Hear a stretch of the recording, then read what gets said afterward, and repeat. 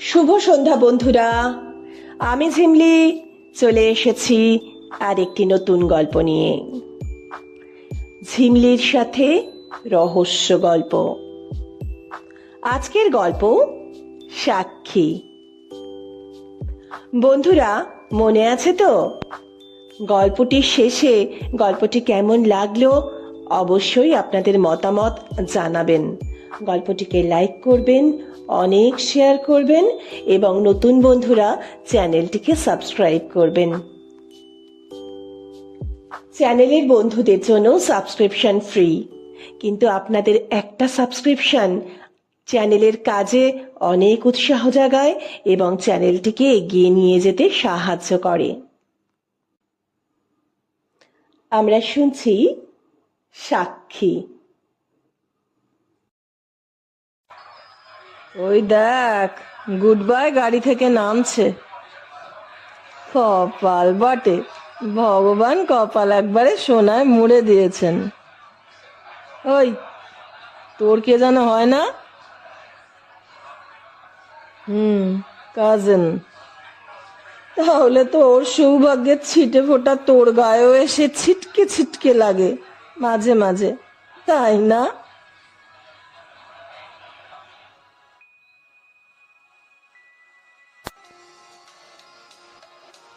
ইন্দ্রাণীদি, কাল আমার আসতে দেরি হবে, কোনো ক্লায়েন্ট এলে একটু সামলে নেবেন প্লিজ।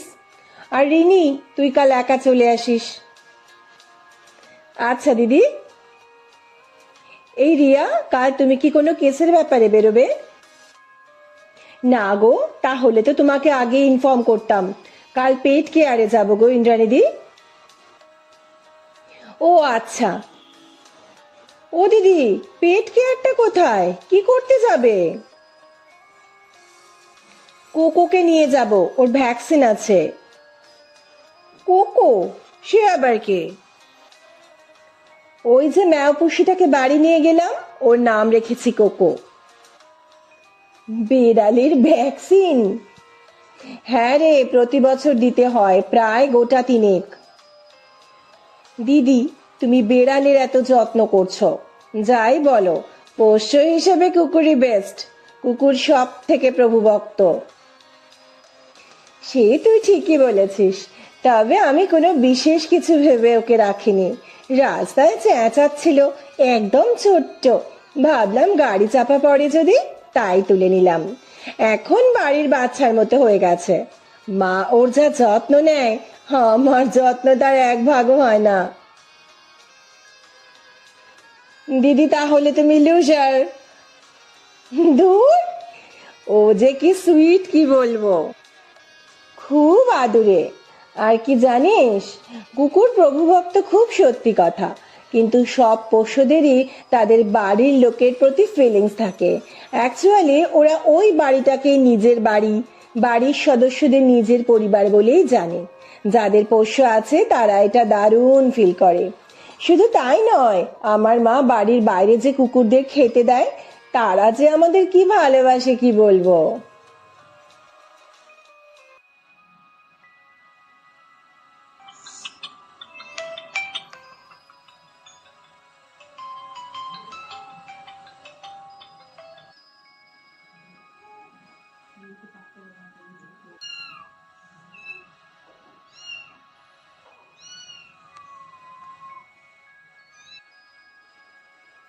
কি রে কোকো, তুইও উঠে পড়েছিস? এই ভোরবেলা 5টার সময় কি করবি? আর একটু ঘুমো, মা উঠে তোকে খাবার দেবে, বাবা বেড়াতে নিয়ে যাবে। শুয়ে পড়, আজ আবার ভ্যাকসিন আছে।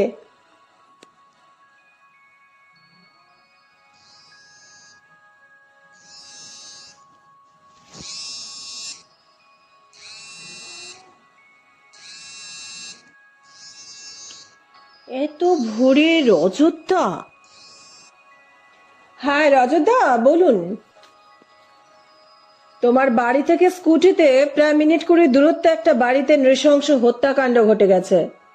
তোমার হোয়াটসঅ্যাপে লোকেশন শেয়ার করে দিয়েছি, ইন্টারেস্টেড হলে চলে এসো। আমরা শেষ রাত্রির থেকেই আছি। ও ঠিক আছে, আমি 8 ঘন্টার মধ্যেই পৌঁছে যাচ্ছি। 8 ঘন্টা নয়, রিনিকে ইনফর্ম করে ফ্রেশ হয়ে রিনিকে ওর বাড়ি থেকে পিক আপ করে ঘটনাস্থলে পৌঁছতে ৪৫ মিনিট লাগলো রিয়ার। মেইন রোড থেকে একটু ভেতর দিকে গলির একপাশে দাঁড়িয়ে আছে একটি ছিমছাম একটা দোতলা বাড়ি। সামনে ছোট লন, পাশে অল্প জমিতে ছোট বাগান। এখন পুরো বাড়িটাই পুলিশের দখলে। রিয়া স্কুটিটা বাইরে রেখে বাড়ির ভেতরে গেল। ঘটনাস্থল দোতলার একটি ঘর। বিভৎস দৃশ্য। একটি ২২-২৩ বছরের ছেলে আর তার পোষা কুকুরের মৃতদেহ পড়ে রয়েছে। ঘর রক্তে ভেসে যাচ্ছে আর মেঝেতে দেওয়ালে ছিটকে রয়েছে রক্তের দাগ। চোয়াল শক্ত হলো রিয়ার। ঘরের চারদিকে চোখ বোলালো। এটা ছেলেটির বেডরুম কাম রিডিং রুম, অর্থাৎ এটা ছেলেটির নিজস্ব ঘর। বেশ বড় ঘর। ঘরের এক পাশেই জানলার ধারে দুজনের শোয়ার উপযুক্ত একটা খাট। ঘরের অন্য পাশে একটা স্টাডি টেবিল, তার উপর বই খাতা পেন স্ট্যান্ড সব গোছানো। রক্ত সেখানেও ছিটকে লেগেছে। আরো নজরে পড়ল ঘরের অন্য পাশে খাঁচায় ঝোলানো একটা টিয়া পাখি। কেমন যেন নির্জীব হয়ে মাথাটাকে প্রায় বুকের সাথে মিশিয়ে বসে আছে। অর্থাৎ ছেলেটি অ্যানিমেল লাভার। কুকুরটি জীবন দিয়ে তার প্রভুভক্তির শেষ নিদর্শন রেখে গেছে। রিয়ার এতক্ষণ ছেলেটির জন্য মন খারাপ হচ্ছিল, একটা তরতাজা প্রাণ এইভাবে শেষ হয়ে গেছে বলে। ছেলেটির পশু পাখির প্রতি ভালোবাসা দেখে রিয়ার মন সহানুভূতিতে ভরে উঠল। সে নিজের কাছে প্রতিজ্ঞা করল এই ছেলেটির হত্যাকারীকে না ধরে সে কিছুতেই স্বস্তির নিঃশ্বাস ফেলবে না। ইন্সপেক্টর রজতাভর উচ্চ কণ্ঠে রিয়ার সম্বিত ফেলল। রজতাভ ফটোগ্রাফারকে নির্দেশ দিচ্ছেন, বডির ফটোগ্রাফ প্রত্যেকটা অ্যাঙ্গেল থেকে নেবেন, যেন সব দিক থেকেই বোঝা যায়। দুজনের বডিতেই বারবার ছুরি দিয়ে আঘাত করা হয়েছে। আমি দেখে নিচ্ছি ব্যাপারটা। ইন্সপেক্টর গাঙ্গুলি এবার গ্লাভস পরে নিজের দেহ দুটির পরীক্ষা করতে লাগলেন। রিয়া ঘরের চারপাশটা দেখতে লাগলো। যেসব জায়গায় রক্ত ছিটকে লেগেছে সেই জায়গাগুলো পরীক্ষা করে দেখতে লাগলো। ছেলেটির পড়ার টেবিল পরীক্ষা করলো, বিছানাটা পরীক্ষা করলো। ইন্সপেক্টর গাঙ্গুলি বডি পরীক্ষা করা হয়ে গেলে রিয়া নিজে নিচু হয়ে বডি দুটো পরীক্ষা করতে লাগলো। আমি দেখলাম দিদি নিচু হয়ে ছেলেটির হাতের আঙুল পরীক্ষা করছে। শুয়ে পড়ে খাটের নিচটা পরীক্ষা করতে লাগলো। চাপা গলায় বলল, রিনি, তুইও ঘরটা ভালো করে দেখে নে, পরে ডিসকাস করতে সুবিধা হবে। আমি এগিয়ে গেলাম খাঁচায় রাখা টিয়া পাখিটির দিকে। আমরা মানুষেরা যেমন শোকে আচ্ছন্ন হলে দুই পায়ের মাঝখানে মাথা গুঁজে থাকি, পাখিটিও তার মাথাটা তার বুকের মধ্যে গুঁজে আছে। দেখে আমার বুকের ভেতরটা কেমন করে উঠল। দেখি দিদি তখন কুকুরটির দেহ পরীক্ষা করছে। এরপর রজতদা দেহ দুটি ময়না তদন্তের জন্য নিয়ে যাবার নির্দেশ দিলেন। তারপর বললেন, রিয়া, তোমার সবকিছু দেখা হয়েছে না আরো কিছুটা সময় নেবে?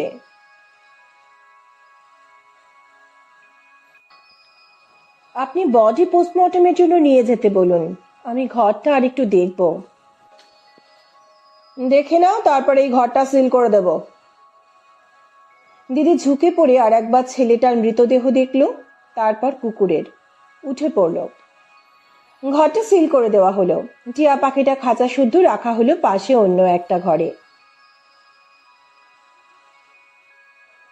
অনিমেষ বাগ কেন্দ্রীয় সরকারি অফিসে কর্মরত। স্ত্রী শ্রেয়া বাগ, গৃহবধূ, তবে বেশ কিছু এনজিওর সঙ্গে যুক্ত। পুত্র তন্ময় বাগ, ফিজিওলজিতে মাস্টার্সের ছাত্র। আরো দুজন সদস্য আছে, হান্টার আর মিতু। হান্টার জাতে ডোবারম্যান আর মিতু একটা টিয়া পাখি। এই নিয়ে সুখের সংসার ওদের। কিন্তু একটা ঝড় সব কিছু উল্টো পাল্টা করে দিয়ে গেল। নিয়ে গেল তন্ময় আর হান্টারকে। তন্ময়ের দেহে 12টা ছুরিকাঘাতের চিহ্ন, হান্টারের দেহে 8টা। কে বা কারা আছে এই হত্যা লীলার পেছনে?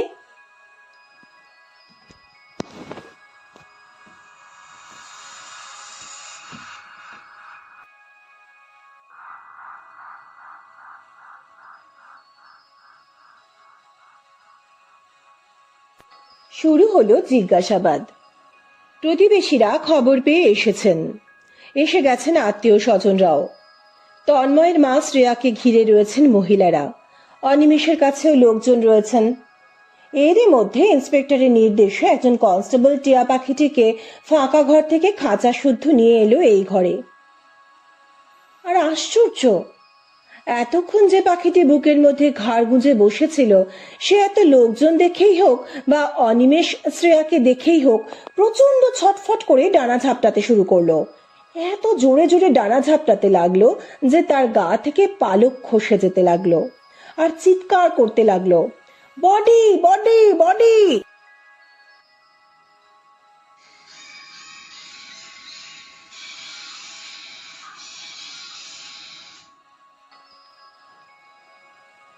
সবাই অবাক হয়ে গেল। কি বুদ্ধিমান পাখি! একটু আগে যে ঘরে মার্ডার হয়েছে ও সেই ঘরে ছিল, আর ওখানে বডি কথাটা বেশ কয়েকবার বলা হয়েছে। এর মধ্যেই ও কথাটা শিখে ফেলল। তাই কি শুধু কি কথা শেখা, ওর চোখের সামনে দুজনকে নৃশংসভাবে খুন করা হয়েছে। এটা কি তার বহিঃপ্রকাশ নয়? এই যে ক্রমাগত ডানা ঝাপটানো, চিৎকার করা, এ তো কেউ শেখায়নি। দিদির কথা মনে পড়ে গেল। সব পোষ্যই যে বাড়িতে থাকে সেই বাড়ির বাসিন্দাদের নিজের পরিবার বলে মনে করে। পাখিটির কষ্ট দেখে ইন্সপেক্টর ওকে পাশের ঘরে নিয়ে যেতে বললেন। দেখুন মিস্টার এন্ড মিসেস বাগ, আমরা খুব দুঃখিত যে আপনাদের এই মানসিক অবস্থাতেও আপনাদের জিজ্ঞাসাবাদ করতে হচ্ছে, কিন্তু ইনভেস্টিগেশনের জন্য জিজ্ঞাসাবাদ করতেই হবে। আচ্ছা, তন্ময় কি কাল রাত্রে একা ছিল? কোনো মতে চোখের জল সামলে ধরা গলায় অনিমেষ বাগ বললেন, হ্যাঁ, ও কাল রাত্রে একাই ছিল। আমার এক অফিস কলিগের ছেলের বিয়ের রিসেপশনে গেছিলাম, নিজেদের গাড়ি নিয়ে গেছিলাম, আমি ড্রাইভ করছিলাম, তাই ফেরার জন্য তাড়াহুড়ো করিনি, বেশ রাত করেই ফিরেছি, প্রায় রাত 12:30 নাগাদ ফিরেছি। এসে কি দেখলেন? এসে গাড়ি গ্যারেজ করে বেল দিতে গিয়ে নিচের দরজা খোলা দেখে আতঙ্কিত হয়ে উঠি, তাড়াতাড়ি দোতলাতে উঠে দেখি এই অবস্থা। তবু ওর পালস চেক করে বোঝার চেষ্টা করি, দেখি দেহে প্রাণ নেই। ফ্যামিলি ফিজিশিয়ানকে ফোন করি, তারপর থানাতে ফোন করি। কিছু খোয়া গেছে কি? হ্যাঁ, ওর গলার সোনার চেন আর হাতের হীরের আংটিটা খোয়া গেছে। আপনার ছেলে কি সব সময় গলায় চেন আর হাতে হীরের আংটি পরে থাকতো?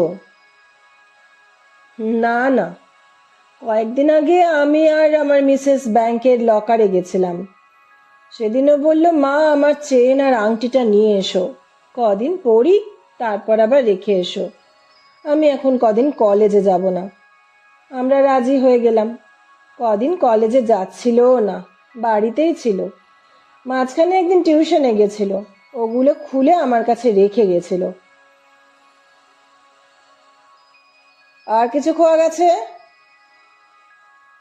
মনে হয় না, আলমারি তো বন্ধই আছে, সেভাবে আর কিছু দেখা হয়নি।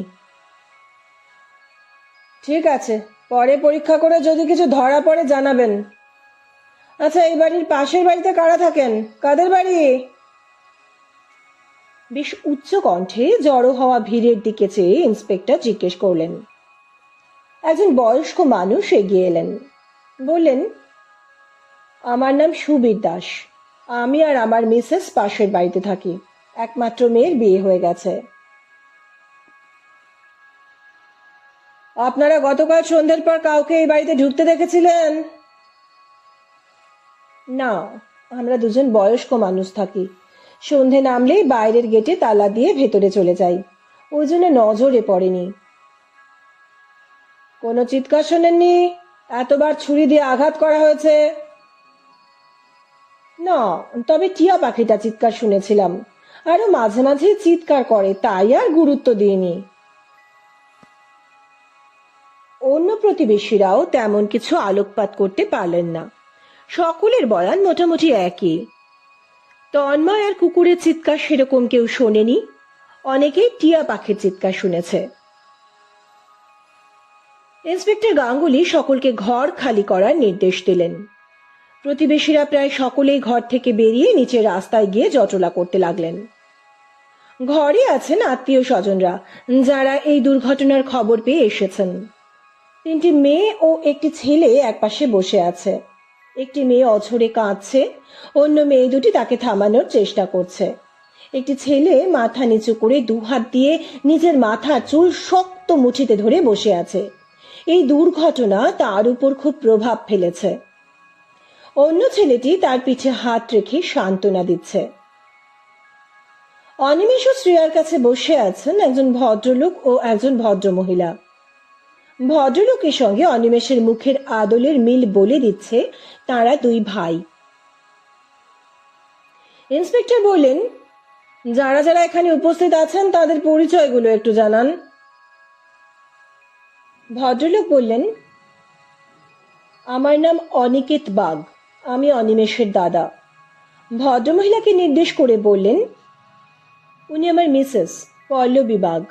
ছেলে মেয়েগুলো যেখানে বসে আছিল সেই দিকে নির্দেশ করে বললেন, ও আমার ছেলে মৃন্ময় বাগ। যে ছেলেটি মাথা নিচু করে চুল মুষ্টিবদ্ধ করে বসেছিল উনি সেই ছেলেটিকেই নির্দেশ করলেন। ইন্সপেক্টর ছেলে মেয়েদের দলটির দিকে ফিরে বললেন, তোমরা কি তন্ময়ের বন্ধু? একটি মেয়ে বলল, হ্যাঁ, আমরা কলেজে একসঙ্গে পড়ি। মৃন্ময়, তুমিও কি একই সঙ্গে পড়ো? মৃন্ময় সম্মতিসূচক ঘাড় নাড়ল। অনিকেত বললেন, মৃন্ময় আর তন্ময় 4 মাসের ছোট বড়, ওরা বরাবরই এক ক্লাসে পড়ে। আপনারা কোথায় থাকেন? কাছেই, অটোতে 3টে স্টপেজ। কাল রাত্রে আপনারা কোথায় ছিলেন? বাড়িতেই ছিলাম। সকলেই? আপনাদের বাড়িতে কজন মেম্বার? আমরা 3 জনই থাকি, আমি, আমার স্ত্রী আর ছেলে। অ্যাড্রেসটা বলুন, এনকোয়ারিতে যেতে হতে পারে। আর হ্যাঁ, 3 জনেই বাড়িতে ছিলেন তো? হ্যাঁ, মানে না, ছেলে 8টা নাগাদ অংশুদের বাড়ি গেছিল একসঙ্গে পড়াশোনা করবে বলে, রাতে ওখানেই ছিল। সি, কখন ফিরেছে? আর অংশুকে? আমরা তো দুঃসংবাদ পেয়ে ভোর রাত্রেই এখানে চলে এসেছি, পরিচিত অটোওয়ালাকে ফোন করে, ছেলেকেও ফোন করে ঘটনাটা জানিয়েছিলাম। ও সরাসরি এখানেই এসেছে, ওর সঙ্গেই অংশু এসেছে। ওদের ফোন পেয়ে মনামিরা এসেছে, ওই যে ওরা ওখানেই আছে। অনেকে ছেলে মেয়েদের দলটার দিকে দেখালেন। রিয়া দলটির দিকে এগিয়ে গিয়ে একটু নিচু গলায় একটি মেয়েকে বলল, তোমার নাম কি? আমি বন্যা বিশ্বাস। মেয়েটিকে দল থেকে একটু আলাদা করে জিজ্ঞেস করলো, ওই মেয়েটি যে খুব কাঁদছে, ও তোমাদের সঙ্গেই পড়ে? হ্যাঁ, ও মনামি দাস। ও তন্ময়ের বিশেষ বন্ধু, তাই এত রিয়্যাক্ট করছে। তোমাদের সঙ্গে যে আরেকটি মেয়ে রয়েছে, ওর নাম? ও পম্পা ঘোষ। আর অন্য ছেলেটি? অংশুদেব।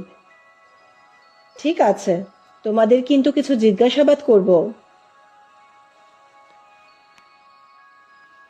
রিয়া শ্রেয়ার দিকে এগিয়ে গেল, নরম গলায় জিজ্ঞেস করল, মিসেস বাগ, কাল সন্ধেবেলা বা রাত্রে কেউ কি এসেছিল বা আসার কথা ছিল?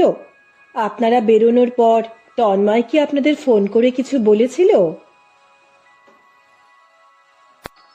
না, বেরোনোর পর তন্ময় ফোন করেনি, তবে মৃন্ময় আর অংশু গতকাল দুপুরবেলা ফোন করে বলেছিল যে ওরা সন্ধেবেলায় আসবে। একসঙ্গে পড়াশোনা করবে। আবার আমরা বেরোনোর আগেই ওরা ফোন করে জানালো যে ওরা আসছে না। এই কথা শোনার পর পল্লবীর মুখটা শুকিয়ে গেল। রিয়া আবার সেখান থেকে সরে চলে গেল ছেলে মেয়েদের দলটার কাছে। অংশুকে একটু আলাদা করে ডেকে জিজ্ঞেস করলো, কাল তোমরা আসোনি কেন সন্ধেবেলায়? মৃন্ময় তো তোমাদের বাড়ি গিয়েছিল, এখানে কেন আসোনি? সত্যি বলো, না হলে বিপদে পড়বে। অংশু আমতা আমতা করে বলল, না মানে মৃন্ময় আমাদের বাড়ি আসার পর দুজনে ল্যাপটপে একটা মুভি দেখতে শুরু করেছিলাম। কারোরই আর পড়ার ইচ্ছা ছিল না, তাই আর কি। সত্যি বলছো, নাকি মিস্টার অ্যান্ড মিসেস বাগ বেরিয়ে যাবার পর এসেছিলে? চান্স নিয়েছো? না না, সে কি, আমরা কেন এই কাজ করব? জেলাসি? অংশুর মুখটা সাদা হয়ে গেল।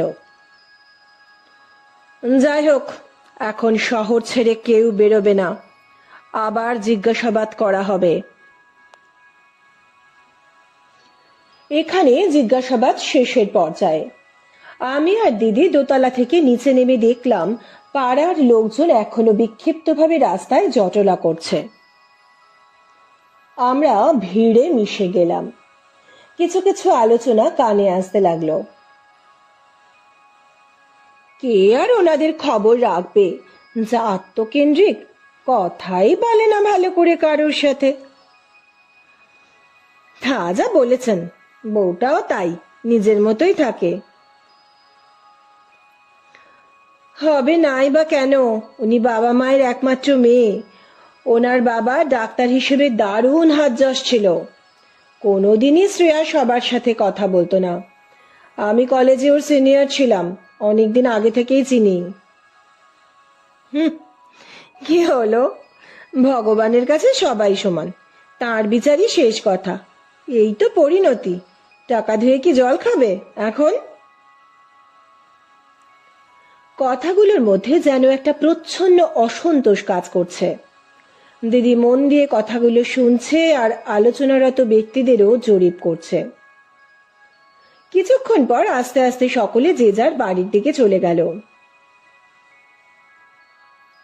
দিদি কোথা থেকে জিজ্ঞাসাবাদ শুরু করবে?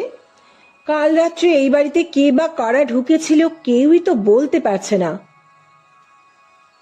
চল পাশের বাড়ি মানে সুবীর দাসের বাড়িতে যাই, একটু কথা বলে আসি।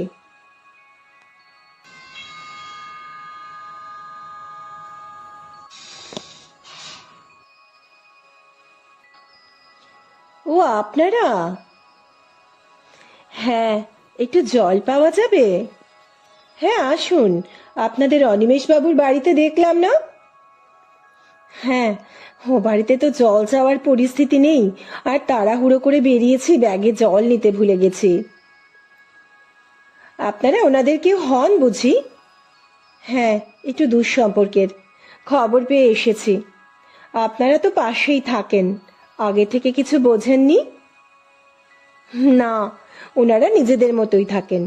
তবে হ্যাঁ, কোনো প্রয়োজনে ডাকলে ওনারা আসেন। আমার একবার রাত্রে খুব বুকে যন্ত্রণা করছিল, ওনাদের ডাকতেই ওনারা এলেন। শ্রেয়ার তো ওর বাবার সূত্রে ডাক্তার নার্সিংহোম ভালোই পরিচিত। ও খুব তৎপরতার সঙ্গে আমাকে অ্যাডমিট করার ব্যবস্থা করে। খুব নাম করা একজন হার্ট স্পেশালিস্ট আমার ট্রিটমেন্ট করেন। সে যাত্রা শ্রেয়ার জন্যই বড় বিপদের হাত থেকে রক্ষা পাই। তন্ময়ের এমন হলো কেন, কিছু বুঝতে পারছেন? না, সেরকম তো কিছু। ও কিন্তু খুব ব্রিলিয়ান্ট স্টুডেন্ট, বরাবরই রেজাল্ট ভালো করে, সচ্ছলতার মধ্যেই বড় হয়েছে, গাড়ি করেই কলেজে যাতায়াত করতে দেখেছি। আচ্ছা, ওনাদের বাড়িতে কারা কারা আসে বলতে পারবেন? আজকে যে ছেলেমেয়েগুলো এসেছিল ওরা মাঝে মাঝে আসে, ওরা তো একসাথে কলেজে পড়ে। গতকাল ওদের আসতে দেখেছেন? না, গতকাল চোখে পড়েনি। আর কারা কারা নিয়মিত আসে? নিয়মিত বলতে বাড়ির কাজের লোকরা আসে। কজন? এমনিতে মলিনাই সব কাজ করে, ঘরের ফার্নিচার মোছা, বিছানা পরিষ্কার থেকে শুরু করে রান্নাঘরে শ্রেয়াকে সাহায্য করা, প্রয়োজনে রান্না করা, বাসন মাজা, ঘর মোছা সবই করে। মলিনা শুধু ওদের বাড়িতেই কাজ করে। সকাল 6:30-7টায় আসে আর বিকেলবেলা 5:30-6টায় চলে যায়। আর একটা ছেলে আসে, কুকুরের দেখাশোনা করে, কুকুরটাকে ঘোরাতে নিয়ে যায়, পাখিটারও দেখাশোনা করে, ওদের স্নান করায়, খাওয়ায়, প্রয়োজন মতো ভেটের কাছে নিয়ে যায়। হান্টার আর মিতুকে দেখাশোনা করে, রোজই আসে। কই ওদের কাউকে তো দেখলাম না। ছিল তো ওরা সবার মধ্যে। ইন্সপেক্টর যখন ঘর ফাঁকা করতে বললেন তখন সবার সাথে বেরিয়ে গেল দেখলাম। আচ্ছা, পাড়ার সবার সঙ্গে ওনাদের সম্পর্ক কেমন? পাড়ায় সবাই যে খুব পছন্দ করে তা নয়, বললাম না ওনারা খুব একটা মিশুকে নন, কিন্তু অপছন্দ করার সঙ্গে এ দুর্ঘটনার কোনো সম্পর্ক আছে বলে মনে হয় না। কেউ কারোর এত বড় সর্বনাশ চায় না। পাড়ায় কারোর সাথে বড় গন্ডগোল হয়েছে কখনো? সেরকম কিছু নয়, তবে পুজোর চাঁদা নিয়ে একবার পাড়ার ছেলেদের সাথে গন্ডগোল হয়েছিল। ওনাদের কাছে অন্যায্য চাঁদা দাবি করেছিল, তবে কথাবার্তার পর ব্যাপারটা মিটে গেছিল। কেবল নীলটু নামের একটা ছেলে বিষয়টা নিয়ে জলঘোলা করেছিল। তন্ময়ের সাথে ওর কথা কাটাকাটি হয়েছিল। নীলটু তন্ময়কে সাবধান করেছিল, ওকে দেখে নেব গোছের কিছু কথা বলেছিল। নীলটু ছেলেটা ভালো নয়, লেখাপড়া নেই, অন্য কাজকর্মও তেমন করে না। অন্য পাড়ার গোটা কত ওর মতো ছেলে জুটিয়ে আড্ডা মাস্তানি এইসব করে। আসলে আমাদের পাড়ার পুজো তো, যদি থাকতে চায় তাহলে না করা যায় না, পাড়ার পুজো বলে কথা। কিন্তু নীলটুকে কেউ পছন্দ করে না। আচ্ছা, অনেক ধন্যবাদ, এখন আসছি। আপনাদের সঙ্গে আলাপ হয়ে ভালো লাগলো।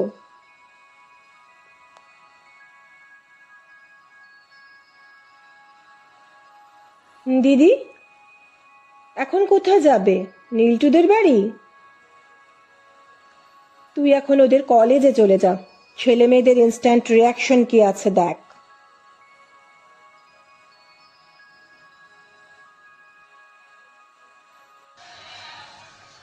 বিনোদা, কাটলেট হবে? এই বিনয়দা, চিকেন স্যান্ডউইচ হবে নাকি গো? এই সুন্দর স্যান্ডউইচই পাওয়া যাবে গো, আর তো কিছু হবে না এই মুহূর্তে। তাহলে আমাদের টেবিলে 4টে স্যান্ডউইচ আর 4টে কফি পাঠিয়ে দাও প্লিজ। আচ্ছা বিনোদা, আরো কিছু ব্যবস্থা তো রাখতে পারো নাকি? শুধু এক স্যান্ডউইচ নিয়ে বসে থাকো। আজকের দিনটা চালিয়ে নাও ভাই, কাজের লোকজন নেই, বড্ড কষ্টে চালাচ্ছি, একটু চালিয়ে নাও ভাই আজকের দিনটা। আমাদের টেবিলে তাহলে তুমি দুখানা স্যান্ডউইচ পাঠিয়ে দাও, আর সঙ্গে 2টো কফি দিও। ঠিক আছে, পাঠাচ্ছি। হরে, এই 4 নম্বর টেবিলে 2টো স্যান্ডউইচ আর 2টো কফি দিয়ে তো চট করে বাবা।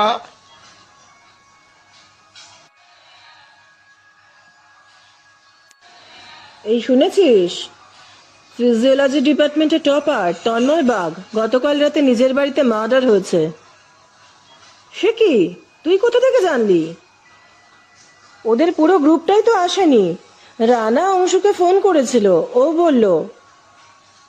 কলেজে ইনফর্ম করেনি? কলেজ তো ছুটি দিয়ে দিত। ওর বাড়ি থেকে ইনফর্ম করুক, মার্ডার কেস, আমি যাচ্ছি না ইনফর্ম করতে। ওর বাড়ি থেকে প্রিন্সিপালকে ফোন করুক, তারপর ছুটি পাবো। এ তো ক্যাজুয়ালি বলছিস কি করে, এত বড় একটা ঘটনা। ধুর, কার নজরে পড়ে গেছে দেখ, এত ভালো সহ্য হয়? ক্লাসে টপার, প্রথিতযশা ডাক্তারের নাতি। মৃন্ময় বলছিল মাধ্যমিকে ব্রিলিয়ান্ট রেজাল্ট করার পর একটা মোটা সোনার চেন পেয়েছে। হায়ার সেকেন্ডারির পর প্রায় 3 ক্যারেটের হিরে বসানো আংটি, সবই ওর দাদু নাকি ওর মায়ের কাছে রেখে গেছে একটার পর একটা দেবার জন্য। ক্লাসের সুন্দরী স্মার্ট মেয়েটিও ওর কপালে। আরে কোনোটাই তো ওর দোষ নয়, ওর জন্ম তোর হাতে নয়, কর্ম ভালো করাও অপরাধ নয়। সবাই যদি এইভাবে ভাবতো তাহলে তো পৃথিবীতে কোনো অপরাধী হতো না। কলেজ ক্যান্টিনে বসে এক কাপ কফি নিয়ে ছেলে মেয়েদের আলাপ আলোচনা শুনছিলাম। আস্তে আস্তে বেরিয়ে এলাম।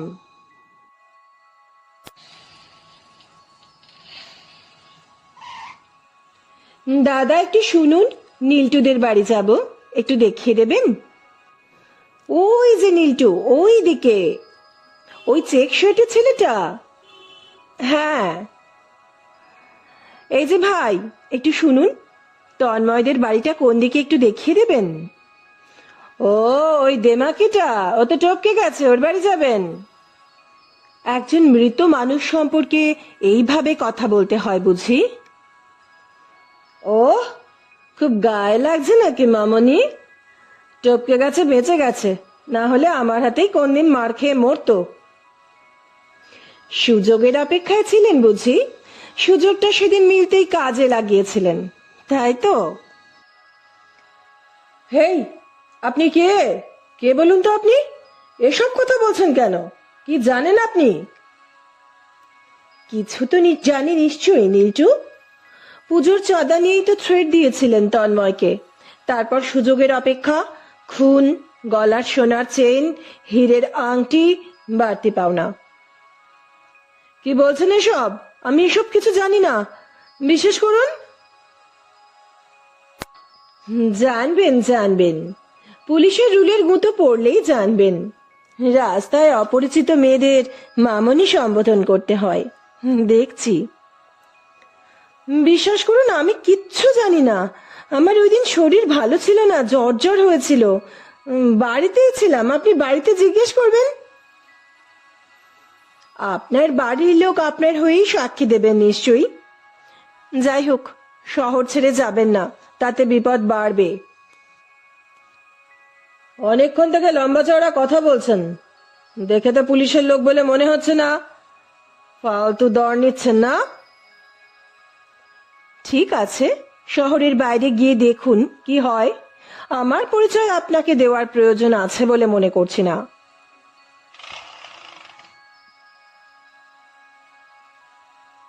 আমি কলেজ থেকে চলে এলাম অফিসে। দেখলাম দিদি এখনো ফেরেনি। আজকের কেসটা নিয়ে ইন্দ্রাণীদির সঙ্গে কথা বলছিলাম, এমন সময় দিদি এলো। রিয়া, খেয়েছিস কিছু সারাদিন? হ্যাঁ, কলেজ ক্যান্টিনে কফি আর চিকেন স্যান্ডউইচ খেয়েছি। আমার সেভাবে কিছু খাওয়া হয়নি। ইন্দ্রাণীদি, 3টে মিক্স চাউমিন অর্ডার করে দিন প্লিজ। আমাকে কলেজে পাঠিয়ে কোথায় কোথায় ঘুরলে এই সন্ধে পর্যন্ত? অ্যাকচুয়ালি ওখান থেকে বেরিয়ে বাড়ি এসে তারপর পেট কেয়ারে গেছিলাম। গতকাল বললাম না কুকুর ভ্যাকসিন আছে, আজ ভোরেই আবার অযোধ্যা ফোন করলো। বেরিয়ে পড়লাম। বাবার আবার ব্যাংকে জরুরি কাজ ছিল, বাবাও পারলো না কুকুকে নিয়ে যেতে। আমি এক ফাঁকে পেট কেয়ারে ফোন করে জানালাম আমি অসুবিধায় পড়েছি, তাই ওরা বলেছিল সুবিধা মতো যেতে। আমি এক ফাঁকে গিয়ে কাজটা করে এলাম। আচ্ছা দিদি, পশুদের চিকিৎসার জন্য যে ভেটেরিনারি চিকিৎসকরা থাকেন, ওনাদের এই পশু পাখিদের নিয়েই পড়াশোনা করতে হয়? হ্যাঁ রে, 12th স্ট্যান্ডার্ডে ফিজিক্স কেমিস্ট্রি বায়োলজি নিয়ে পাশ করে AIPVT প্রবেশিকা পরীক্ষায় যোগ্যতা অর্জন করে 5.5 বছরের bachelor of veterinary science degree অর্জন করতে হয়। আবার অ্যানিমেল হাজবেন্ডারির ওপর ডিগ্রি এবং ভারতের ভেটেরিনারি কাউন্সিল থেকে লাইসেন্সও পেতে হয়। দিদি, AIPVTর ফুল ফর্ম কি? All India pre veterinary test. এটা ওই ন্যাশনাল এলিজিবিলিটি কাম এন্ট্রান্স টেস্ট, মানে নিট আর কি। আচ্ছা দিদি, পশু চিকিৎসা কে শুরু করেন প্রথমেই? আবার পরে বলবো, এখন বল কলেজে গিয়ে কি বুঝলি? জানো, ওখানেও তন্ময়কে নিয়ে অনেকের ঈর্ষা আছে। ধনী পরিবারের ছেলে, লেখাপড়ায় খুব ভালো, সুন্দরী গার্লফ্রেন্ড, বেশ আলোচ্য বিষয় অন্য ছেলেদের মধ্যে। কথার মধ্যে প্রচ্ছন্ন ঈর্ষা আছে। ওর মৃত্যুতে সবাই যে খুব দুঃখিত তা নয়, যেন একটা চাপা আনন্দ আছে অনেকের মধ্যে। এত সৌভাগ্য একটা ছেলের। আচ্ছা, মানুষ মানুষকে এত ঈর্ষা করে কেন? ঈর্ষা করলে তার সৌভাগ্য কি কেউ নিতে পারে? হ্যাঁ, সবাই তো এরকম ভাবে না। তুই নেগেটিভ থিঙ্কিং থেকে বেরিয়ে আয়। ওই যে তোর কথার মধ্যেই ছিল, তন্ময়কে নিয়ে অনেকের ঈর্ষা আছে, তার মানে সবার নয়। পৃথিবীতে শুভ শক্তির প্রভাবই বেশি, এ কথা মানতেই হবে। তুমি আর কিছু জানতে পারোনি এই কেসটা নিয়ে? হ্যাঁ, কোকোকে বাড়িতে রেখে স্কুটিটা নিয়ে বেরিয়েছিলাম। তন্ময়দের পাড়ার কাছাকাছি গিয়ে নীলটুর খোঁজ করতে একজন একটু দূরে একটা ছেলেকে দেখিয়ে দিয়ে বলল ওটাই নীলটু। আমি এগিয়ে গিয়ে কথাবার্তা বললাম, এই পর্যন্তই। তাহলে কিছু ক্লু পেলে?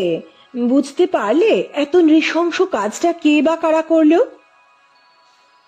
দিদি খাতায় পয়েন্ট করলো। 1, নীলটু। 2, তন্ময়ের বন্ধুমহল ও অন্যান্য পাড়া প্রতিবেশী। 4, আত্মীয় স্বজন। দেখ, এরা সকলেই কম বেশি পরিবারটির প্রতি ঈর্ষান্বিত। দেখতে হবে মোটিভ কি আছে। ঈর্ষা করলেই তো আর মার্ডার করে না কেউ। আত্মীয় আর কারা কোথায় আছে জানতে হবে।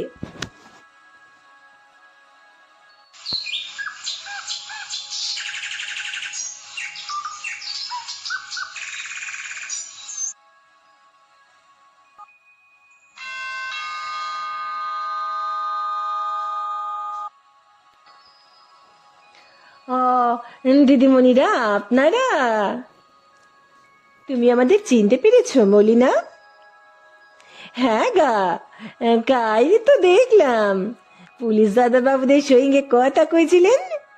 বড় দাদা বাবু আর বৌদিমণি দোতলায়। ডেকে দেবো?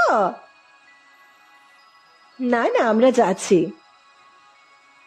আসেন আসেন।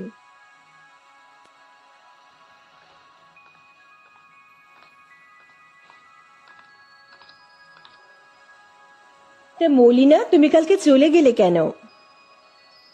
ওই যে সুন্দর করে যে পুলিশ দাদা বাবু রাগি আছে, গড় কালি করে দিতে বললো। আমি পাইলে গেন, ভয় পেয়েছি নু।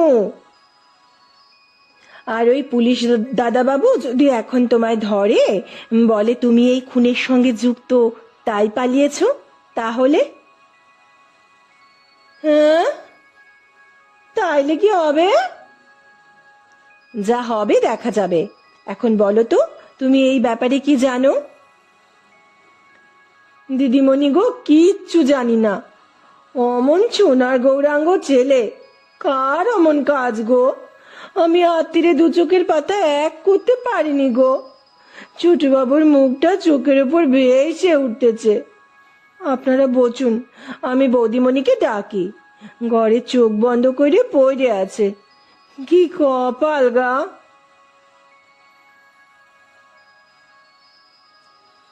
আবার আপনাদের বিরক্ত করতে এলাম। বসুন আপনারা, আমি দেখি মিতুকে কিছু খাওয়াতে পারি কিনা, তারপর আসছি। আমিও মিসেস বাগের পেছনে গেলাম মিতুকে দেখার আগ্রহে। গতকাল ওকে দেখে খুব কষ্ট হয়েছিল, আজও চুপচাপ ছিল। মিসেস বাগকে ডেকে উঠল মা মা বলে।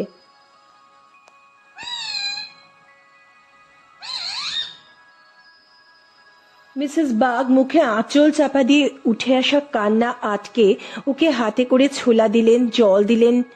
তারপর এসে দিদির কাছে সোফায় বসলেন।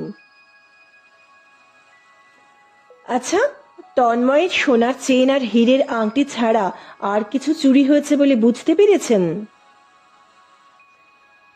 না, তবে আলমারির কি হোলের আশপাশে দাগ দেখা যাচ্ছে। মনে হচ্ছে কেউ বোধহয় খোলার চেষ্টা করেছিল।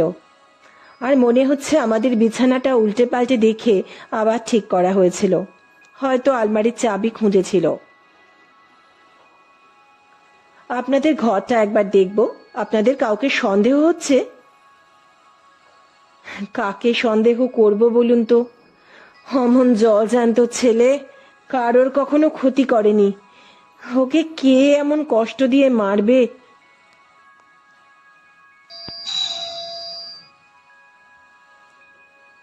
কে এলো আবার? মলিনা, দেখ তো, বোধহয় ববি এলো, খুলে দে। যাই গো বৌদিমণি, চলুন আমাদের ঘর দেখবেন, চলুন। ববি কে? ওই যে ছেলেটি, যে হান্টার আর মিতুকে দেখাশোনা করে। আপনারা আসুন। দিদি আলমারির কি হোলের আশপাশটা পরীক্ষা করতে লাগলো। আমিও দেখলাম কোনো কিছু দিয়ে ঘোরানোর চেষ্টা হয়েছে, আশপাশে ঘষাঘষির চিহ্ন রয়েছে, তবে খুব বেশি চেষ্টা করেছে বলে আমার মনে হলো না, কারণ ঘষাঘষির চিহ্ন আছে, আঘাতের চিহ্ন নেই।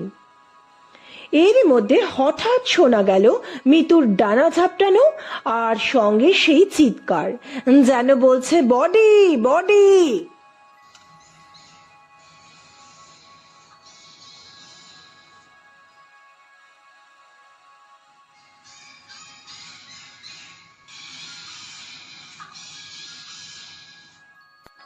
শ্রেয়া দৌড়ে গেলেন, আমরাও পিছনে দৌড়ে গেলাম।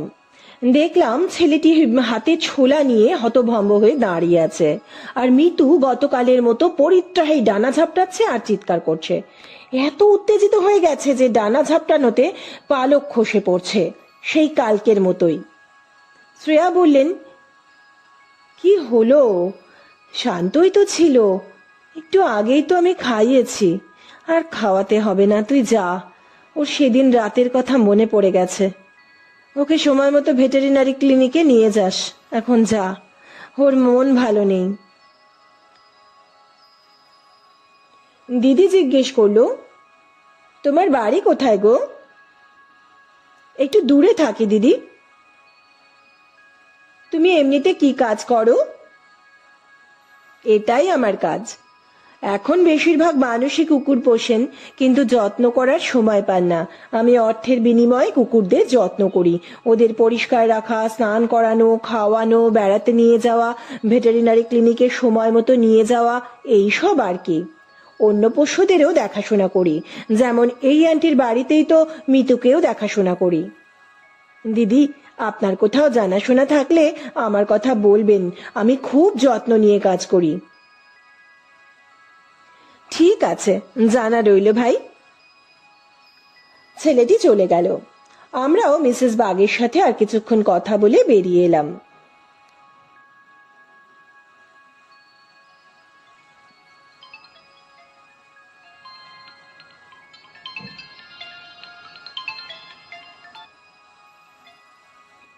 হ্যালো, কাকে চাই? শুনুন, আমি খুব বিপদে পড়ে আপনাকে ফোন করছি। আমার একটা কুকুর আছে, এই দিন 15 হলো কিনেছি, কিন্তু আমার এইমাত্র ফোন এসেছিল আমার মা অসুস্থ হয়ে পড়েছেন, আমাকে যেতেই হবে, আজ রাতে ফিরতে পারবো না। হাজব্যান্ড অফিসের কাজে বাইরে আছেন। আমার শাশুড়ি মায়ের অনেক বয়স, তারপর আবার কুকুরে ভয় পান। কুকুরটারও শরীর ভালো নেই, মেডিসিন চলছে। আপনি একটু আসবেন, এই রাত 8টা নাগাদ এলেই হবে। মেডিসিন, ফুড আমি সব গুছিয়ে রেখে যাব, শুধু খাইয়ে দিলেই হবে। আপনি আমার ফোন নাম্বার পেলেন কোথা থেকে? যখন কুকুর কেনার কথা চলছিল তখনই পরিচিতদের মধ্যে কেউ একজন দিয়েছিল। কে দিয়েছিলেন মনে নেই, তখনই ডায়েরিতে লিখে রেখেছিলাম। বলেছিলেন আপনি খুব দায়িত্ববান, সবাইকে তো বাড়িতে এভাবে ঢোকানো যায় না, আপনি আসবেন তো। বাড়ি কোথায়? আর বাড়িতে ঢুকবই বা কি করে? আমার শাশুড়ি মা থাকবেন, উনি খুলে দেবেন, আমি বলে যাব। আর অ্যাড্রেস হোয়াটসঅ্যাপ করে দিচ্ছি, এটাই আপনার হোয়াটসঅ্যাপ নাম্বার তো? হ্যাঁ, পাঠিয়ে দিন। তবে আমি নিজে যেতে পারবো না, আমার বিকেলে এক আত্মীয়ের বাড়ি যেতে হবে, ফিরতে রাত হবে। তবে আমি অন্য একজনকে পাঠাবো, নাম রাজু, চিন্তা নেই। ও খুব ভালো কাজ করে আর আমার মতোই বিশ্বাসী, আমরা একসঙ্গেই থাকি। আপনার শাশুড়ি মাকে বলে রাখবেন রাজু যাবে, নাম জিজ্ঞেস করে দরজা খুলতে। আচ্ছা তাই হবে, আপনি যখন পারবেন না, দেখবেন ভালো লোক দেবেন কিন্তু। কোনো চিন্তা নেই ম্যাডাম, বিশ্বাস রাখুন, রাজু ঠিক সময় পৌঁছে যাবে।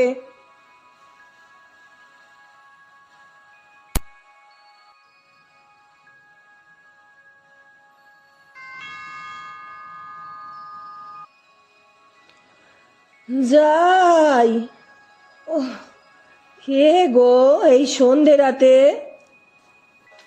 আমি আমি রাজু, আমার আসার কথা ছিল। ওহ, দাঁড়া বাবা, খুলছি। ওহ।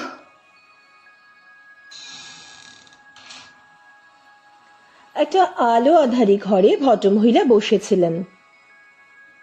হ্যাঁ, কোথায় আপনাদের কুকুর? দেখি। ওই ওই পাশের ঘরে আছে। আমি বাবা ভয় পাই, তাই পাশের ঘরে রেখে গেছে। ছেলেটি পাশের ঘরে চলে গেল। বয়স্ক মহিলা একটা চেয়ারে বসলেন, দুই চোখ বোজা। বয়স হয়েছে, বিভিন্ন ওষুধের প্রভাবে প্রায় সব সময় ঘুম ঘুম আসে। ভদ্রমহিলা এই বয়সেও বেশ শৌখিন। দুই হাতে মোটা মোটা সোনার বালা, গলায় সোনার চেন, কানে অবশ্য ভারী কিছু নেই। বয়স হয়েছে তো, চামড়া পাতলা হয়ে গেছে, ভারী দুলের ভার নিতে পারবে না। ছেলেটি কিছুক্ষণ পর কুকুরের ঘর থেকে বেরিয়ে দরজা বন্ধ করে দিল। ডাক দিল, ও দিদা, দিদা। আধো ঘুম আধো জাগা গলায় সাড়া এলো, ছেলেটা আস্তে করে এগিয়ে গেল, হাতে একটা ভারী কিছু।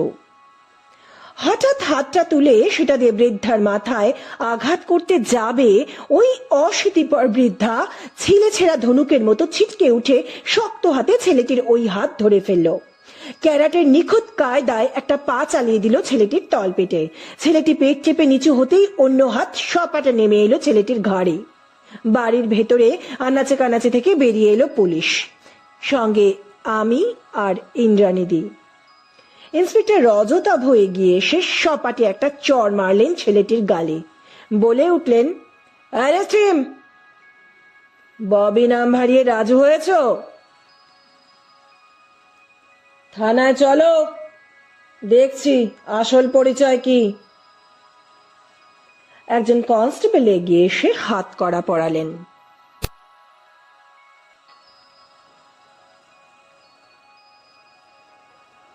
তুমি কি করে বুঝলে রিয়া ওই ছেলেটা দোষী?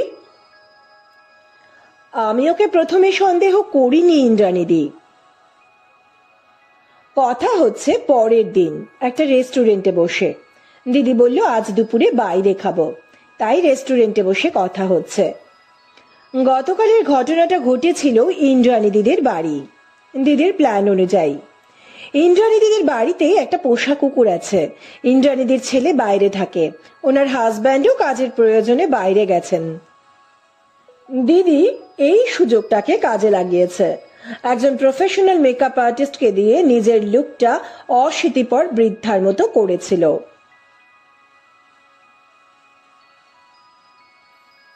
তন্ময়ের বন্ধুমহল, আত্মীয় স্বজন, পাড়া প্রতিবেশীদের মধ্যেই অপরাধী আছে বলে চিন্তা করছিলাম।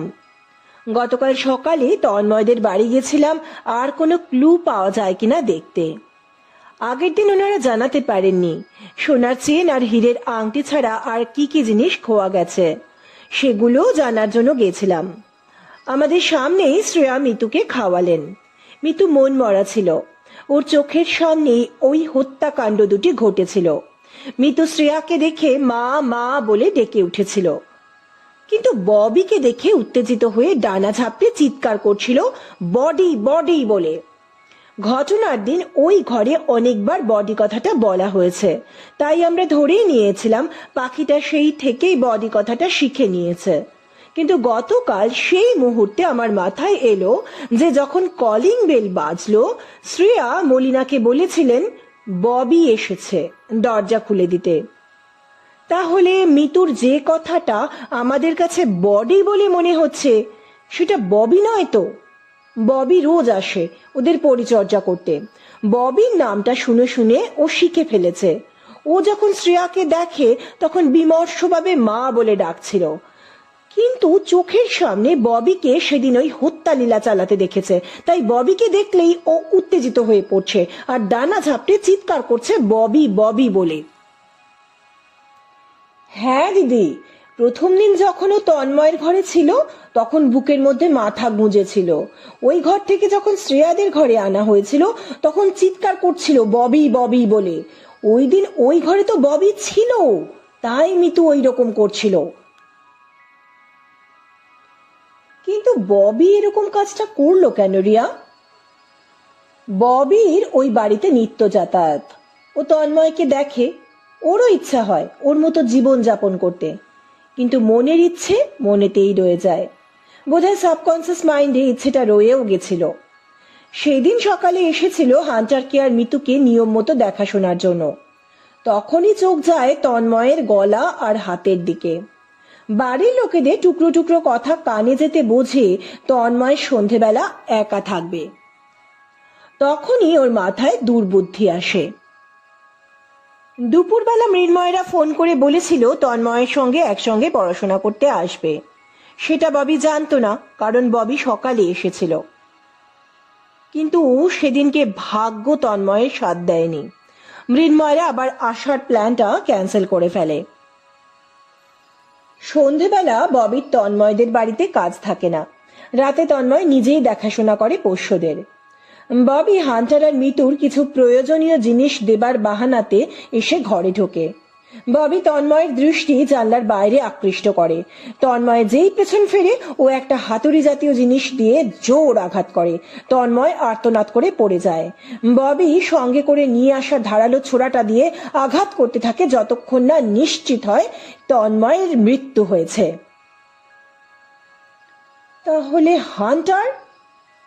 ববি এসেই হান্টারের কাছে গেছিল আদর করার ছলে। হান্টার তখন বারান্দায় ছিল। ববি ওকে আদর করে কড়া ডোজের ঘুমের ওষুধ মেশানো খাবার খাইয়ে দেয়। ও ঘুমিয়ে গেলে তন্ময়ের সাথে ও ওই কাজ করে। হান্টারকেও রেহাই দেয় না। ও জানে ওকে ধরিয়ে দেওয়ার জন্য হান্টারই যথেষ্ট। ঘুমন্ত হান্টারকে বারান্দা থেকে তুলে এনে ওকে ওই ছোড়া দিয়ে নৃশংসভাবে খুন করে। সবটাই মিতুর চোখের সামনে। তাই সেদিন সবাই মিতুর চিৎকার শুনেছিল, আর কোনো আওয়াজ পায়নি। উফ, কি নিষ্ঠুর! হ্যাঁ, তাই ববিও তোর মতো ভেবেছিল কুকুর প্রভু ভক্তজীব। তাই হান্টার ববির ক্ষতি করতে পারে, কিন্তু মিতু যে ওকে এইভাবে ধরিয়ে দেবে ও বোঝেনি। রিয়া, তুমি কি করে শিওর হলে যে ববি এই ফাঁদে পা দেবে? শিওর তো হইনি, চান্স নিলাম। হেরে যাব জেনেও গেমটা খেললাম। দুদিন আগে এত বড় ঘটনা ঘটিয়ে আবার এই কাজ করবে ভাবিনি। তবু লোভ দেখালাম, এমন ভাবে কথা বললাম যেন টাকা পয়সার অভাব নেই। আর ববিও টোপটা গিলল। নতুন নতুন অপরাধ করতে শিখেছে তো, ভাবলো আগের দিন যখন ধরা পড়েনি পরেরটাতেও পড়বে না। দিদি, ও নিজে যাবে না বলে রাজুর নাম নিয়ে নিজেই কেন গেল? বুঝলি না, খুন করে লুটপাট করে আসার পর শাশুড়ির বৌমাই যেন বলে ববি নয় রাজু এসেছিল। দোষটা চাপবে অস্তিত্বহীন রাজুর ওপর। ববি নির্দোষ। পুলিশ ইনভেস্টিগেশন হলে বলবে শহরে এসে রাজুর সাথে চেনাজোনা, একসঙ্গে থাকতো, ওর আসল ঠিকানাও জানে না। এই আর কি, এরকমই একটা প্ল্যান করেছিল।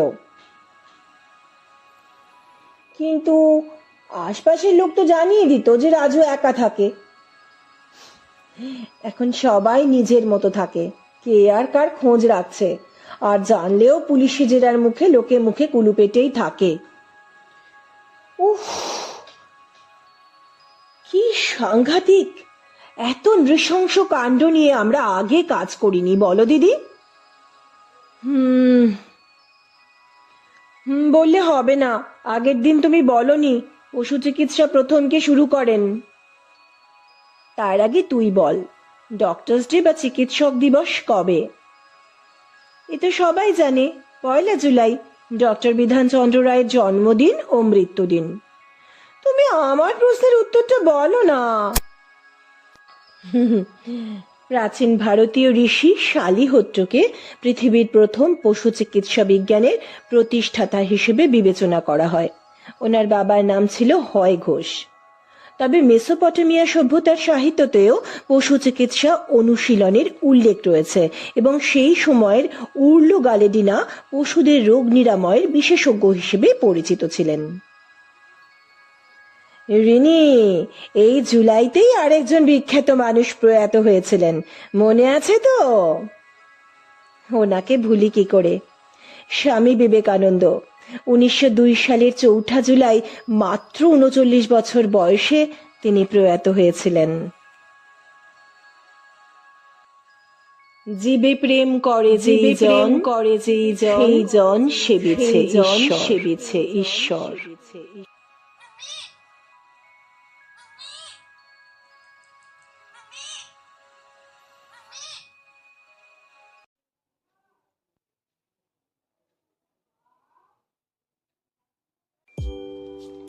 আজকের গল্প এখানেই শেষ হলো।